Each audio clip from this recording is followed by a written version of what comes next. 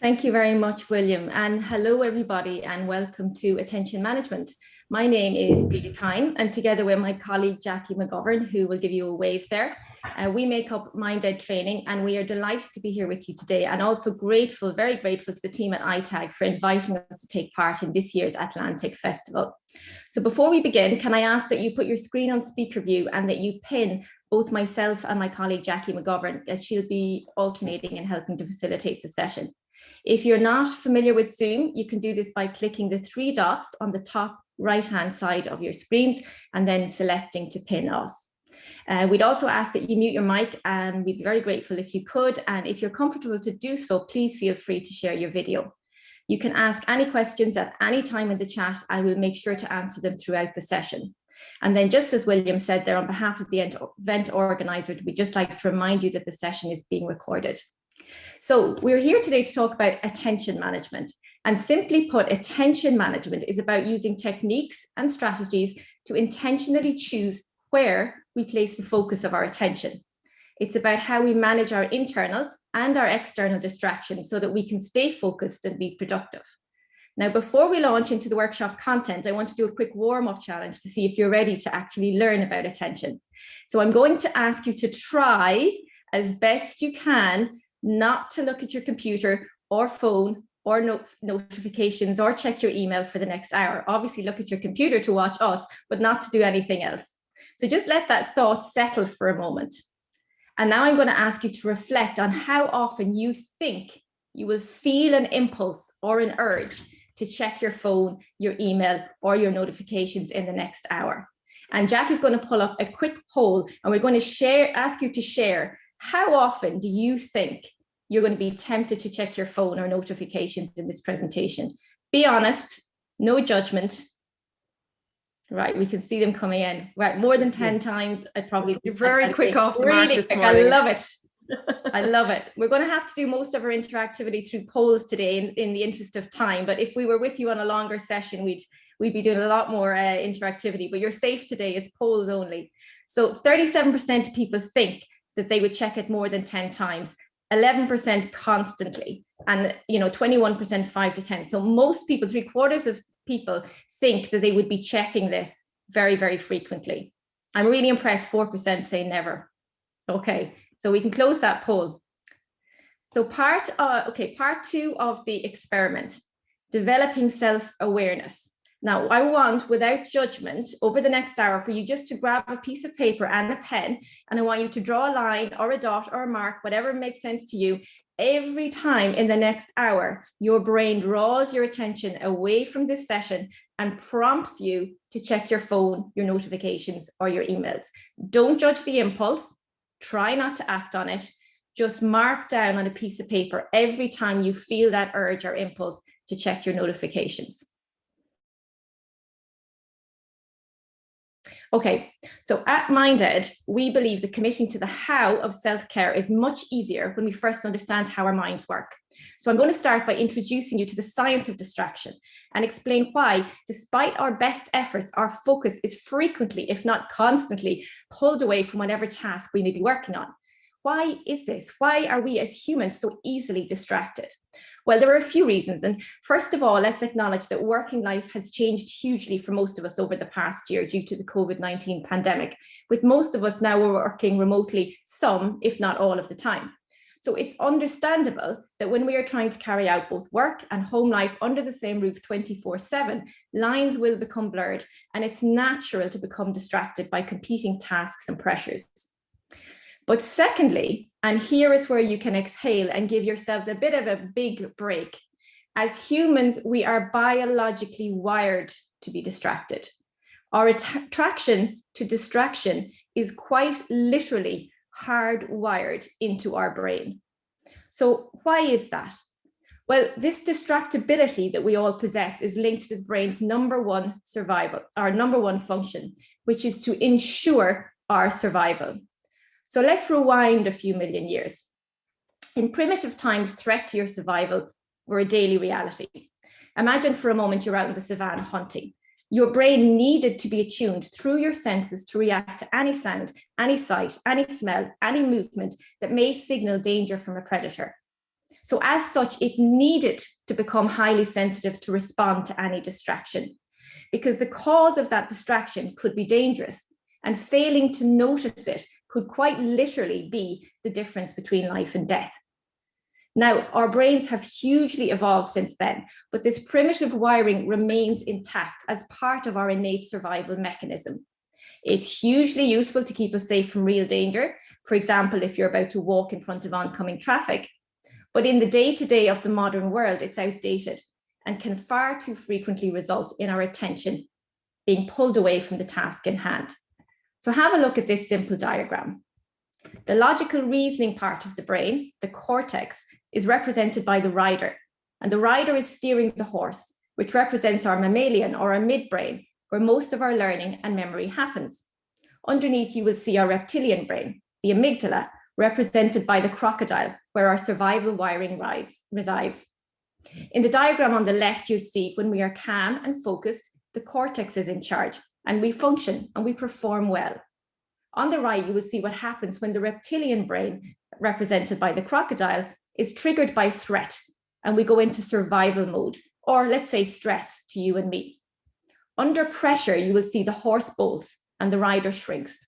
In this situation, our emotions are in charge, and our capacity to focus and pay attention diminishes, as access to the parts of the brain required for focusing is restricted. Now, the interesting thing is the brain reacts the same to perceived threat as it does to real threat. So you will experience the same physiological response to an aggressive email from a colleague as you will to almost walking in front of the oncoming traffic. This is why when we feel very stressed, we quite literally cannot think straight. We are easily distracted and we underperform.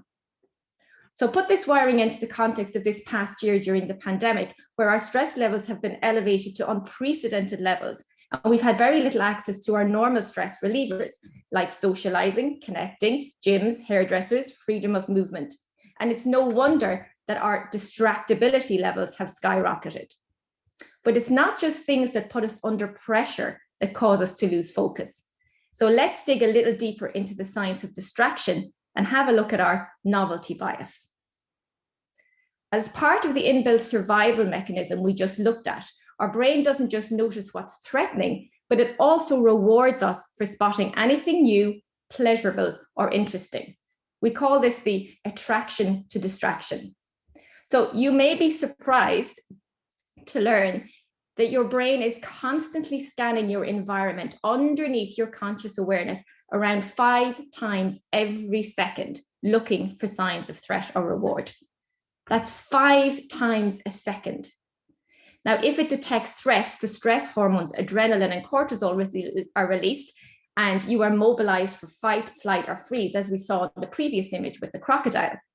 However, if your brain detects something pleasurable, new, or interesting, the brain rewards you by releasing the chemical dopamine, which makes you feel good. Now, the problem is that dopamine is quite addictive. So the more dopamine we get, the more we want. And our impulse tends to be to repeat the action that triggered the initial chemical release. And the cycle can be very addictive, as you'll see in this really simple dopamine reward loop diagram. So your phone pings, you pick it up, dopamine increases. You feel happy for a few minutes. Dopamine eventually decreases, but you want that feeling again. So you pick up your phone, dopamine increases, etc., etc. Rinse and repeat. Now, this is not a beware of technology speech, because I think that would be a rather foolish soapbox to preach from at a technology festival, but rather it's a be aware that our brain rewards us with dopamine hits for being distracted. And technology, with all its likes, shares, and ping alerts, is an easy source of that feel-good chemical reward. For those of you with young kids or teenagers with screen access, this is particularly true, as younger people, their impulse control is only just developing. So on average, we get around 63 notifications a day, receive 90 emails, write 40, switch tasks every 3 minutes, and every time we task switch, we lose focus. So it's no wonder that by the end of the day, we can find ourselves feeling drained and exhausted. So I love this diagram from the book Essentialism by Greg McKeown, which Jackie will just hold up now and will share the name of in chat. It's a nice reminder that our energy supplies are not limitless, nor is our capacity to pay attention. They are both limited resources. And attention management is about what actions we choose to take to try to override that innate distractibility we all inherit as part of our primitive brain. If we do nothing and continue to be pulled away by our natural biological impulsivity, we will find ourselves depleted quite quickly and deflated quite regularly by having achieved less than we set out to at the start of our day or week. Now, there are lots of simple actions we can take that override that impulsivity with practice and commitment and choice by making small changes to our working day. And we're going to look at these shortly. But firstly, in traditional mind-ed style, now that you understand more about the science of distraction, let's delve deeper into the science and take a look at the science of attention. Over to you, Jackie. Thanks, Breda. So now we know when it comes to distraction, biology doesn't always work in our favor. So the next step is to get a better understanding of how our attention works so that we can make better choices and feel more productive. Nir Eyal, in his book Indistractable, which I can just show you here, talks about moving along a spectrum from distraction to traction by taking action that moves us in the right direction toward what we really want. So you can see in the diagram there what I'm talking about. Now, most of us already use a lot of time management skills to help with this. I'd like you to take a very quick minute to type in the chat 2 or 3 time management strategies that you use. So just take a minute. So some people use diaries and calendars and Trello boards or different strategies for managing their time. And maybe Breda, you can give me some feedback there from what's coming up. Oh, I thought you were reading it out there, Jackie. I see, yeah. Can you see what's coming up there, Jackie? I can see it here, time boxing. My goodness, you have a lot of strategies, guys. To-do lists in a diary, Outlook, diaries, scheduling, Notion. I haven't heard of that one. Calendar, OneNote. Okay, Slack notifications. Yeah, there's a lot of stuff that you're already using. And still you're here for an attention management session. So I'm guessing that even though you've invested heavily in this, somehow that's not quite getting you the results you want. So we're here to see why not. Now, this is one theory. This is what a 90-year life looks like in months. If you're lucky enough to live to 90, you'll get exactly 1,080 months to live. I think we're all acutely aware that time is precious and that it's a limited resource and we all want to spend it wisely. During work time, we want to be productive. We want to make a valuable contribution to our field. And during home time, we want to enjoy quality time with family and friends, doing activities that we enjoy and recharging our batteries. Partly due to the always-on information age and exacerbated then by the pandemic, our work and home life boundaries have been blurred. So it's not a surprise that many of us are feeling there isn't enough balance anymore. Even before the pandemic, this was an issue. Deloitte did a survey in 2018 and found that more than 93% of Irish adults own a smartphone and check it approximately 55 times a day. I imagine that's increased since the pandemic started, since this is our main way of communicating with each other. We're connected globally across time zones and we're instantly contactable. So these speedy communication pathways bring expectations of near instant responses. We operate in this always-on world and it can feel overwhelming at times. Time management skills such as scheduling, planning, goal setting, and prioritizing tasks are very useful and work really well when time is uninterrupted and when all aspects of our day go according to plan. But how often does that really happen? So I'm just going to share a poll with you and see what you think. Now, I'm going to share a statement and it says, I stick to my schedule, meet my targets and feel satisfied at the end of each day that I've achieved everything I want to achieve within the allocated time frame. Does that happen? Never, rarely, sometimes, often, or always? The results are still coming in.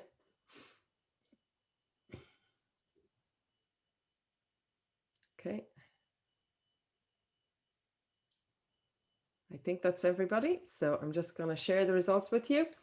43% of you said sometimes, 37% rarely, 9% never, and 12% often. Well done to the 12% who can make it happen. That's brilliant. But the vast majority of us, I think, find that it happens sometimes or rarely.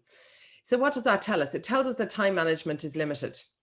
How intentionally we use the time we have is actually more important than the amount of time we have. And this is where attention management comes in. So I'm going to talk to you a little bit about how your attention works. There are actually a few different types of attention, and I'm going to touch on the main 4. But what you really need to know is that your attention works like a spotlight, and it has a limited focus range. Now, I don't have a spotlight, so I'm going to use a torch instead to demonstrate. So I want you to imagine that this is a spotlight. We select what we want to focus on, and this is where we direct our attention. So this is called selective attention. With selective attention, we often miss other things going on in the background. So you can imagine if you're in a darkish room and you shine a torch, you'll see exactly what's in the circle of the torch space, but you won't see all of the detail of the stuff around it. And that's how our attention works. It also helps me to understand how conflict arises, and it explains how people can have very different perspectives about the same thing. They quite simply have their spotlights directed to other details that we're less aware of. So I'm going to show you a little bit now what I'm talking about with this video clip. We're going to have a little bit of fun with this. It's a murder mystery whodunit, so you need to pay close attention. Now I have to play the audio separately, so it might take me a minute to get it in sync. I hope that's okay. Let's just click into this. Now, give me 1 second and I'll get it going.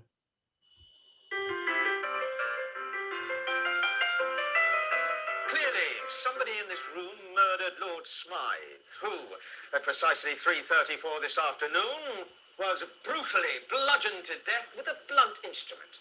I want each of you to tell me your whereabouts at precisely the time that this dastardly deed took place. I was polishing the brass in the master bedroom. I was buttering his lordship's scones below stairs, sir. I was planting my petunias in the potting shed. Constable, arrest Lady Smythe. But how did you know? Madam, as any horticulturist will tell you, one does not plant petunias until May is out. Take her away. It's just a matter of observation. The real question is, how observant were you?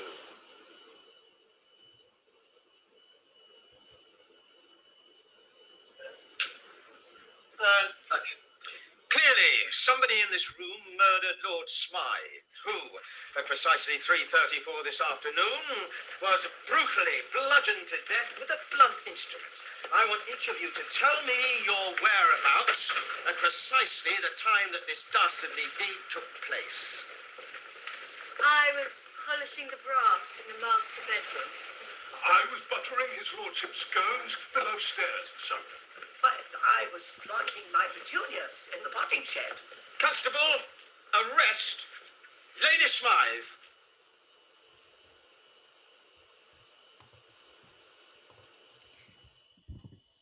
So I hope you enjoyed that. That was just a little bit of fun to show you how selective attention works and how much you can miss when you're not looking for things. Did anybody notice any of the changes? You can put in the chat. No, I see some shaking heads there. Did anybody notice 21 changes?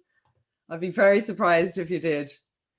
People notice the bear, Jackie. Notice the bear, that's the external threat. It's something that could kill them, the bear. Exactly. So it's pretty much impossible to catch all 21 changes unless you watch it over and over, so don't worry. The second type of attention is sustained attention, and that's when we shine our attention spotlight on one task or activity for a sustained amount of time. So examples of this are watching a movie or reading a book or playing a game of chess.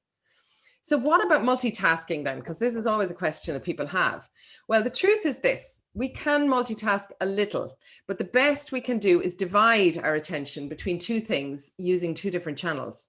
So you're hopefully looking at me on screen and listening to my voice at the same time. So this brings us to the third type of attention, which is divided attention. So if we go back to our spotlight, it's like pulling back the spotlight to see a little bit extra, but it's also when we stretch our range of attention to attend to two different stimuli at the same time. So it's really only possible when information is coming through two different channels. So for example, listening to music if you're running, or looking for signposts while you're driving, or having a chat with someone in the car, and so on. It's limited, and it really only works for activities that rely heavily on autopilot or muscle memory, or that are passive, like listening to music. So we can't, for example, read a book and write a book at the same time, or do 2 mathematical sums at the same time. What we consider multitasking is actually the 4th type of attention, and that's alternating attention. And this is where we operate most of the time.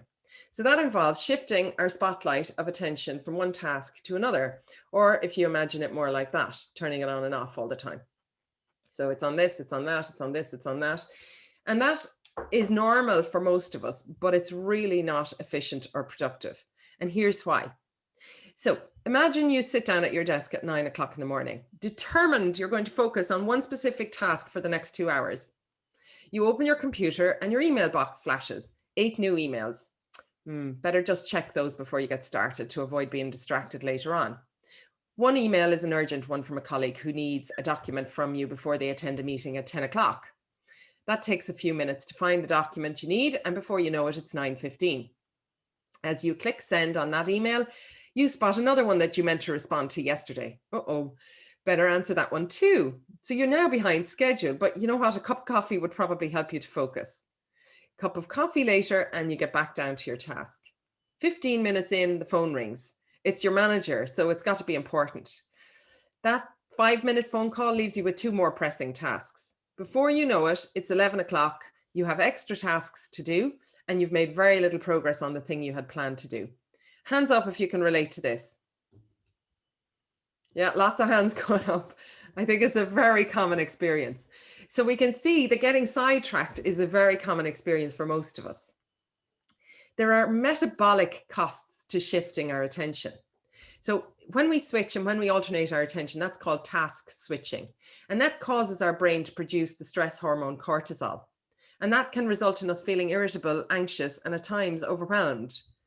Our brain works a bit like a car engine. So we burn more fuel the more times we stop, start, change gears, and change direction. Except instead of petrol or diesel, the task switching burns oxygenated glucose. So if you switch back and forth between tasks often enough, you are likely to end up feeling disorientated or exhausted. A University of California Irvine study claims that it takes on average 23 minutes and 15 seconds for the brain to get fully back on task after a diversion or a distraction. If we learn new information while we're multitasking, the information can even get sent to the wrong part of the brain. So while task switching only takes 1/10 of a second, research shows it can result in up to 40% productivity loss if you do it often during the day.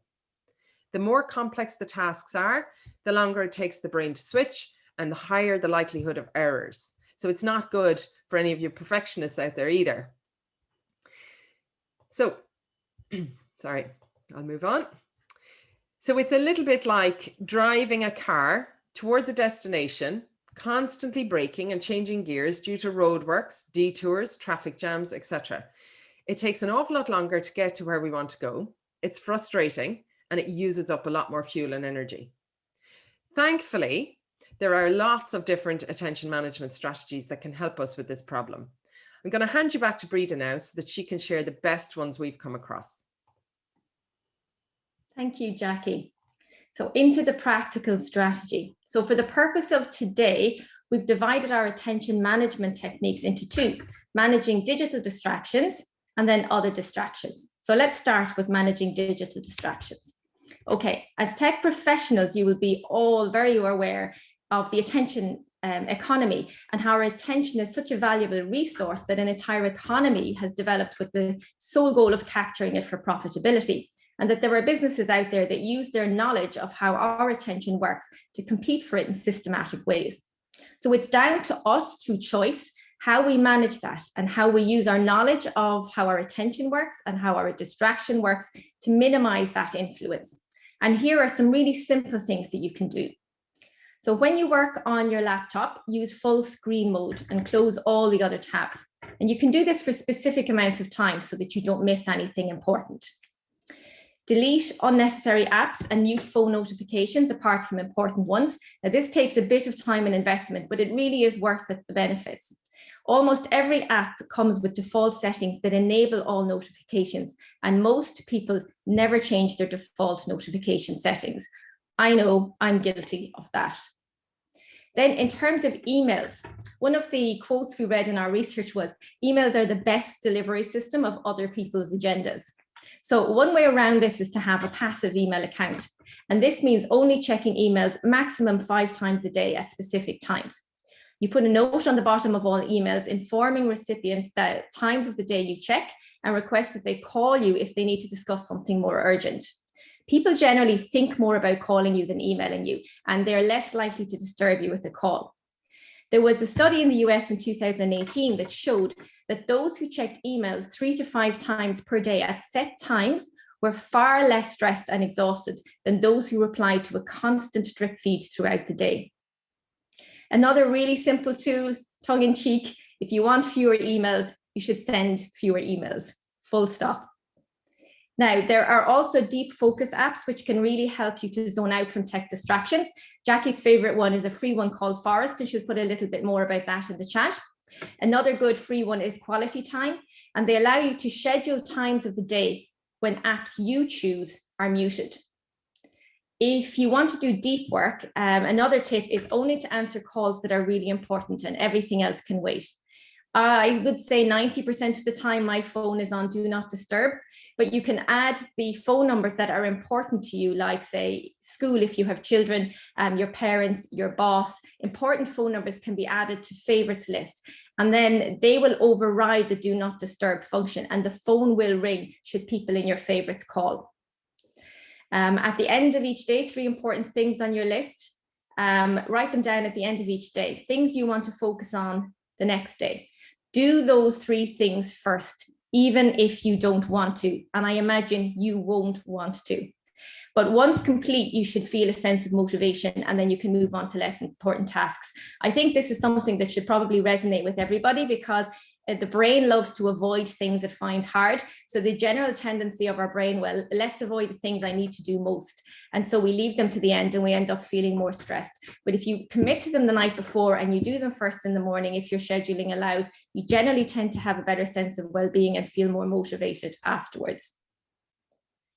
So then other distractions. Okay, after all that info on digital distractions, would you be surprised to learn that 90% of distractions are in fact not digital? A huge amount of our distractions are actually caused by our own internal monologue. Hands up if you would like a mute button for that. Some tips that research shows should help with this are minimize decisions. Okay, decision minimalism.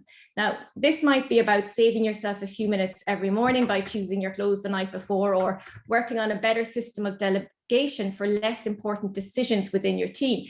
And this may seem trivial, but research shows that every micro decision drains energy, and an accumulation of lots of micro decisions at the busiest times of your day can be really draining and lead to a lack of productivity. As Jackie told us in the previous section, it may only take a millisecond to switch task and make other decisions, but it can lead to up to 40% productivity loss in any given day.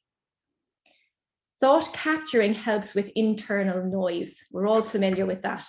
It is simply writing down things that pop into your head while you are working on one thing, so that you can tend to them later when you have completed the existing task. Task batching is grouping similar tasks and activities and setting aside time to do them together.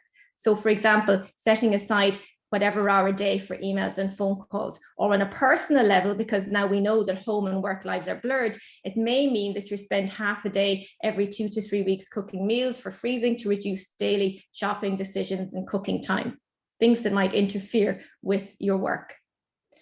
Deep work is quiet, uninterrupted time to work on a particular task that requires focus. I'll be the first to say this is impossible during homeschooling, but now that problem is aside.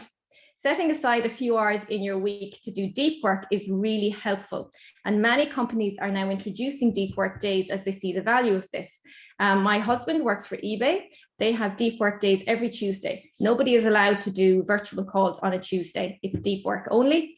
And in addition to that, you're told if you are asked to attend a virtual meeting that you feel you don't have something significant to contribute to, say no. So both of those things came out, mandated from the CEO of eBay: no calls on a Tuesday, no virtual calls on a Tuesday, and say no if you've nothing to contribute. So there are deep work apps like Forest that you can use to help you stick to this. Taking regular mind breaks allows our minds to stay focused for longer, especially movement breaks. So if you need to set an alarm to get up to move, if you forget for 5 minutes, even once an hour, if that is possible, there is real scientific value to the old saying that we think better on our feet. When we move, our oxygen levels increase and we feel more alert and we feel more awake, which are both essential qualities for focus and productivity. And then finally, urge surfing.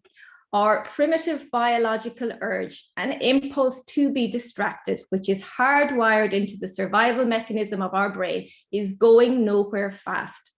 So when it arises, primarily out of habit, notice the urge and then tell yourself that you will give into it in 10 minutes. Very often, after the 10 minutes, the chemical urge has passed.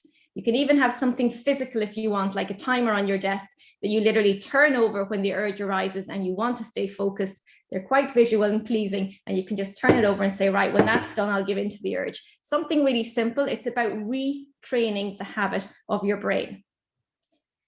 So why is this important? So this is just a gentle reminder that we can have all the tools and knowledge in the world, but if we don't use them, nothing will change. I absolutely love this visual that Jackie found about the guy trying to look over the wall with 50 ladders, but none of them are vertical. Okay? If we always do what we've always done, we will always get what we have always got. The brain loves the status quo and loves stability. What we are familiar with seems safe, and the brain loves safety. The saying, old habits die hard, is true for most of us, Jackie and I included. But if we want to experience change, we have to make changes, and we have to make a choice to change. Now, we don't want anything we suggest to appear burdensome. We are not into well-being becoming workload. So we would suggest you pick just one or two of the strategies we suggest, the ones that seem realistically manageable to you, and try them out. Because small habits repeated over time become new, healthier habits. Jackie is going to run a poll again there. We're doing a lot of polls today, guys. If we had a longer session, we'd have you singing, and that's not a joke. We love interactivity. So which of these strategies, it's a multi-choice. Which of these strategies that we've suggested do you think you could give a try to? Can everybody see all 10? There are 10 choices on the list there. You might have to scroll down or extend. Oh yeah, people are answering them all, so that's good.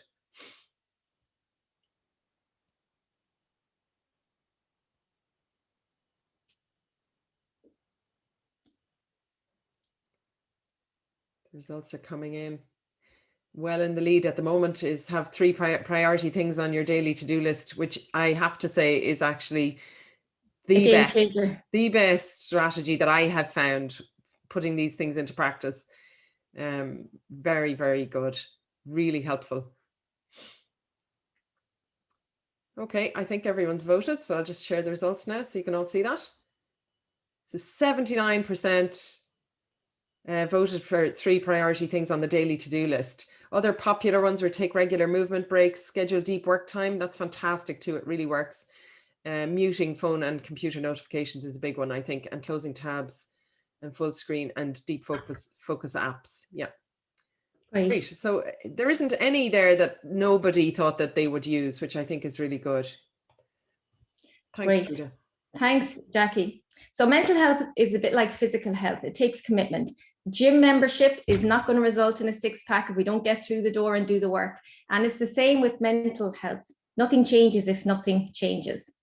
But small changes accumulated over time can make a really big difference. Now, in a moment, Jack is going to briefly explain the concept of flow to you, which is the nirvana and next level of attention management.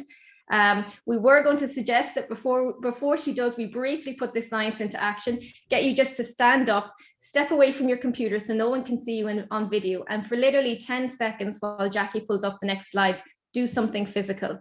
No one's going to see you. Stand up, walk away from the computer, close your video if you want, jumping jacks, take some deep breaths, move up and down just for 10 seconds. put the science into action and get physical. Okay, Jackie, over to you. Great, thanks, Breda. So I'll just give you all a minute to get back into your seats and settle down again. I'm going to get very overexcited in this section because this was such a big surprise to me when I started researching attention management. So I mentioned earlier that living with constant distractions is like driving down a road full of diversions, roadworks and detours, braking and changing gears constantly. Without focus, it takes us a long time to get to where we need to be. It's a bit like trying to navigate the wilds of Connemara without a roadmap. And if you're not from Connemara, that's probably a bit of a challenge. Maybe if you're from Connemara, that's okay. Good time and attention management skills provide us with a sat-nav.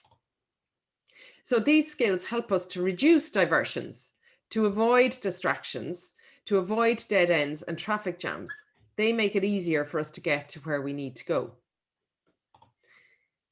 Now, but why stop there? If you could get something even better than that. When we researched attention management, we discovered that there's a whole other level of productivity called flow. So flow is literally the pinnacle of optimal performance. It's defined as a state of complete immersion in an activity where you have total focus to the extent that you lose track of time. Most of us have experienced it. It's often referred to as being in the zone. I'm sure you'll be familiar with that. So in the flow state of mind, everything just seems easier. Our thoughts come, our ideas flow, our movements, everything just flows, which is where it got its name from. Now, I personally used to think that this was just some rare occurrence that used to happen to me from time to time when I got very absorbed in something. But now I understand there's actually a lot more to it. Here's the great bit. Research says that when we're in a state of flow, we are up to 500% more productive, 400% more creative, and it takes us half the time it normally takes to learn something new.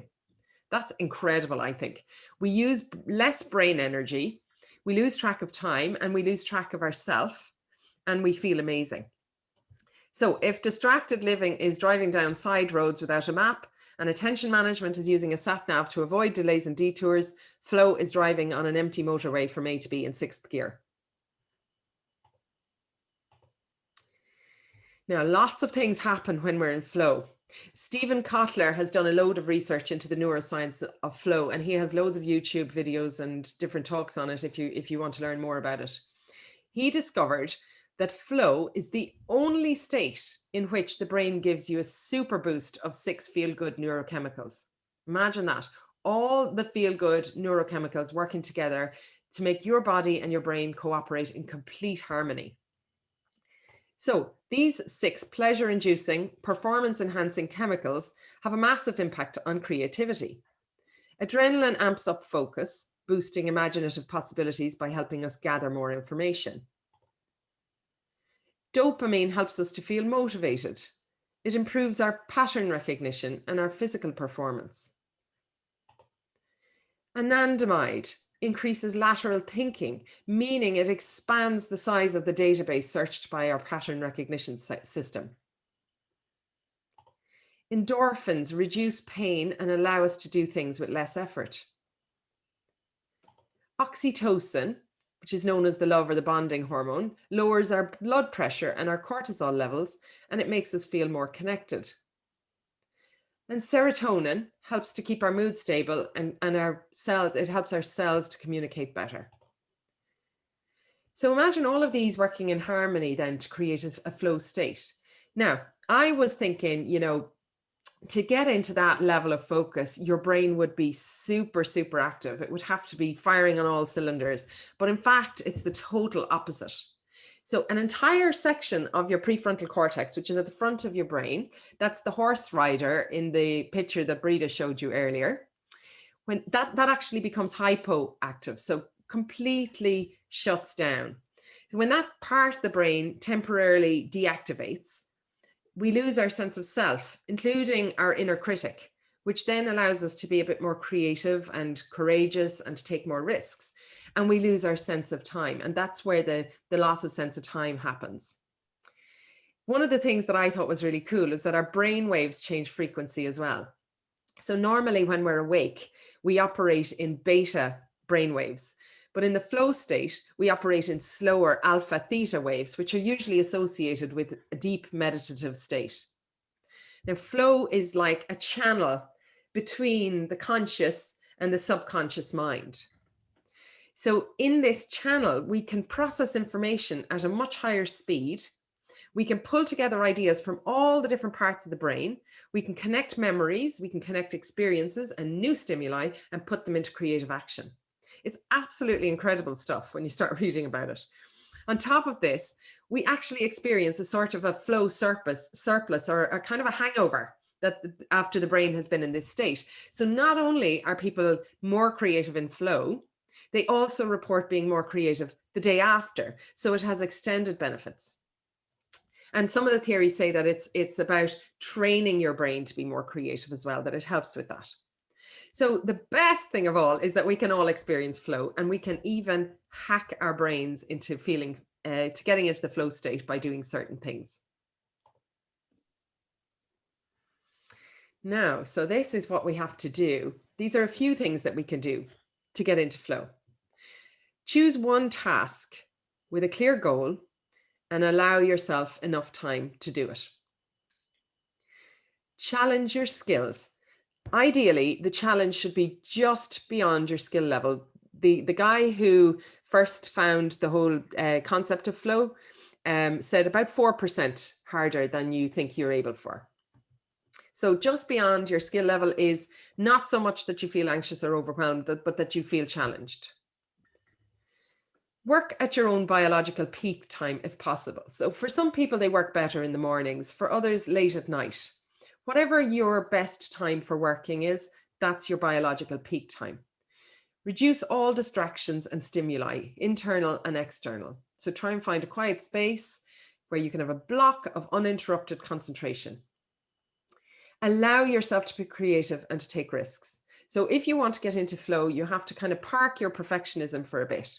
Don't focus on that. Try and focus on something new. Take risks, experiment, see what happens. You can always edit or change things later. But the idea of flow is just to let the creativity come.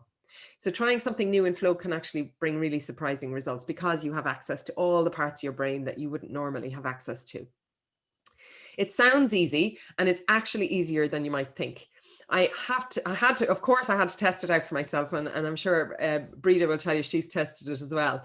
But one of the things I did was I scheduled deep work time on Fridays to research MindEd modules. And I was honestly amazed at how much I got done in those blocks of time, and how good I felt at having had focused energy for one thing. So don't take my word for it. Try it out for yourself. And that brings our attention management presentation to an end for today. But we hope that for you, it's just the beginning. If you put some of your learning into practice, we're really confident that the hour that you've just spent with us will pay itself back with interest in the form of productivity and creativity. So before we finish up now, we're just going to rerun that digital urge poll to see how you all did.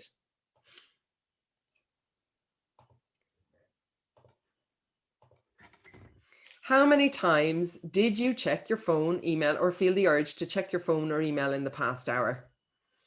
It's all anonymous, so you can be as honest as you want. No judgment.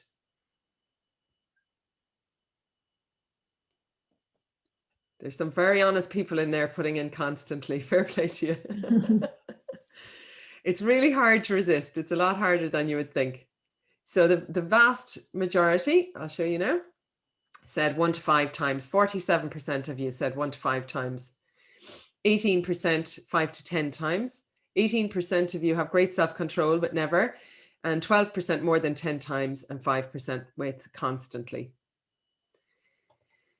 So, oh, sorry, I'm after losing my slide. 1 second. Go back in here. Now, so thank you guys for your attention. We're really grateful to have had the hour to spend with you this morning. We hope you enjoyed this workshop and that you have a better understanding of how your brain works, and that you've gained some new practical tools for your toolkit that will benefit you personally and professionally as you navigate the pandemic and life beyond it. We want to say thanks again to ITAG for this invitation to present at AtlanTec. Breda and I are really looking forward to getting back to running face-to-face courses in the future. But in the meantime, if you enjoyed our style of virtual training and our unique blend of science-based research and interactivity, we have a range of workplace wellbeing courses and modules for businesses. All the details are on our website, minded.ie. Our email is hello@minded.ie, and we'd love to hear your feedback. You can also follow us on Instagram and on LinkedIn. I'm going to attach a summary handout from today's presentation in the chat, and also a list of attention management strategies that we couldn't fit into this presentation. On our summary, there's a list of some of our favorite books and YouTube videos, and we'll be staying online for the next few minutes to answer any questions you might have. We hope you enjoy the rest of the AtlanTec Festival this week. There are tons of amazing sessions lined up, and learning new things is always a great way to recharge your batteries. So on that note, Breda and I wish you all the best, and we hope you feel minded. Thank you. Thank you, Thanks, Jackie, everybody. and Breda. That was Thanks. absolutely amazing. It's hard to believe that it's almost an hour since we started. So there's some amazing content there, and some amazing tips and tricks. There's a couple of things that I particularly love. One is do the hard task first in the morning. There's a phrase for that, William, and it's called eating the frog. No offense to any French people here, but if you eat the frog, you do the hardest task first, and everything after that seems easier. Yeah, I've been trying. I try that quite regularly, and I do find it's a liberating way to start the day and get the stuff that you don't want to do out of the way, and then the rest of the day is your own. I love the 10-minute timer. I wonder, is there a I suppose that's a question. Where that timer that you showed? Oh, Breda, your timer, your egg timer. I'm sure you can get them anywhere, William, but I picked this up in my Cullen bookshop. But they're actually just liquid timers. They move much nicer than the sand ones, but you can pick up a liquid timer, and you can get any amount: 5-minute one, 10-minute one, 15-minute one, 20-minute one. That's something that I definitely want to get for my desk. You shared a couple of books through the session. Is there any other books that you'd recommend for anybody to dive a bit deeper? Jackie's going to include in the chat a PDF of TED Talks and books and recommendations. There's a couple here. Rob Hatch's Attention is a really good book as well, and Deep Work by Cal Newport. They're all on our list, on our summary list, so you'll have them to take away as well. So I'm just going to put those things that I promised into the chat now. Let me just see if I'd open the floor up to any questions. I think it's a testament to the talk that we held everybody's attention right through. We started out with 100 people on the call, and we ended up with 95 or 96. And I think the only reason the other people dropped off is because they had prior commitments. We're delighted that so many people That's came. fantastic. Thanks, William. Any other questions?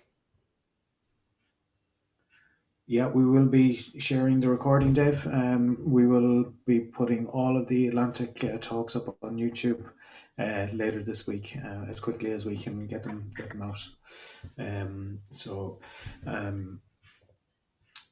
For the PDF, fantastic presentation. I think Jackie's attaching the PDF, and I just actually attached the Word document of the attention management strategies, because I can't get into the PDF, but I So, let me see. question here from Miriam. coming through there. Do you find that managers, leaders are receptive to techniques like passive email? Yeah, I think if it's done regularly enough, I think it's fine, because it's very clear. If you say I check my email at 10 o'clock, 12 o'clock, 2 o'clock, and 5 o'clock or 4 o'clock. A guy called Tim Ferriss actually talked about not checking your email first thing in the morning because it distracts you from doing your priority tasks. So he suggests not checking your email before 11 o'clock, which I think is quite interesting. But I think when people are clear about what the boundaries are, most people are fine about it. Jackie, just so you know, the attachment hasn't gone in. Some people are looking for it, but I think, Miriam, I think like everything, I don't think it's a case that managers are less receptive or more receptive. I think as with everything, workplace culture is workplace culture, and managers in general are very receptive to this when they understand the science, because it is as useful to them as everybody else. But every single workplace will have a different workplace culture. So I don't think it's a case of managers or not managers. I think it's just whatever the culture is within whatever organization. Every organization is different. I just realized I sent it privately to one person. Oh, you sent it privately to one person. That's okay. I think that's the whole checking your email thing and not checking it first thing in the morning is a really good tip. If you, and I think to add to that, if you can plan your day the day before about what you want to achieve, and take even a half an hour to an hour first thing to look at what it is you should be looking at, and then check your email, then you'll have a better start on the day. There was one other question there. There's one other thing, William, I'd like to say, one of the things with the neuroscience, which is really empowering when you learn it, is that what fires together wires together. And so much of our autopilot is just down to habitual action, and it can be difficult to change initially, because I always liken it to, if you have a huge field of grass and there's one path that everybody walks through. And so that's much easier path to walk. And then you want to change habit and you want to change a pattern of thinking or behaving. You first have to, the first 6 or 7 runs through the tall grass is quite different. But over time, it just becomes habitual, So it's about trying to rewire some of the old ways of doing things into new ways. And it does happen with practice and time. It's just the beginning and the starting and the committing that takes the most amount of effort. That just reminds me of another book called Atomic Habits, actually, which is really good, which is all about taking tiny micro steps towards what you want, and that it's much more successful in the long term than trying to make massive changes all at once. So yeah, try one thing, and if you get that into your routine, add on something else. Yeah, I've started that recently. I used to check my email first thing in the morning, but over the last 3-4 weeks I've weaned myself off that habit, and it is a habit to go straight for the phone first thing in the morning when you're having your coffee. One other question that we'll take before we wrap up, because I know that people have busy days ahead. You mentioned the inefficiencies of switching between tasks. How does an operations role, a job, is multitasking of sorts fit into this? That's from Declan. It's a hard one. I'd say we could be here for a while on that one. Run that by me again. So you mentioned the inefficiencies of switching between tasks. Yeah. How does an operations role, the job is multitasking of sorts, fit into this? I suppose that, obviously we all have to switch tasks. That's just part of life. It's about trying to do it as little as possible. So task batching might be really useful in a situation like that, where you can kind of group your tasks. So checking emails at particular times rather than constantly checking emails throughout the day. Emails are apparently the most distraction, the biggest diversion you can have in terms of your daily work. So even to control that and to kind of allocate time for that is really good. So I think task batching is probably your best bet, and maybe trying to not do it in your home life then, or try to do less of it when you're on your time off, so that your brain has time to recharge. So it is inevitable that we have to do a certain amount of multitasking and task switching, but trying to minimize it would be the goal. Yeah, super. And on that note, I'd say everybody is well due a movement break before they dive into something else. So thanks for that, and thanks everyone for coming. And if you have any questions, just email us at hello@minded.ie. We'd be delighted to answer any questions afterwards. And thank you so much for coming, and thank you again to iTag for the invitation. Thanks, folks. Bye. See you all. Have a great day. Bye now. Thanks a lot. Bye-bye. Bye. Bye now.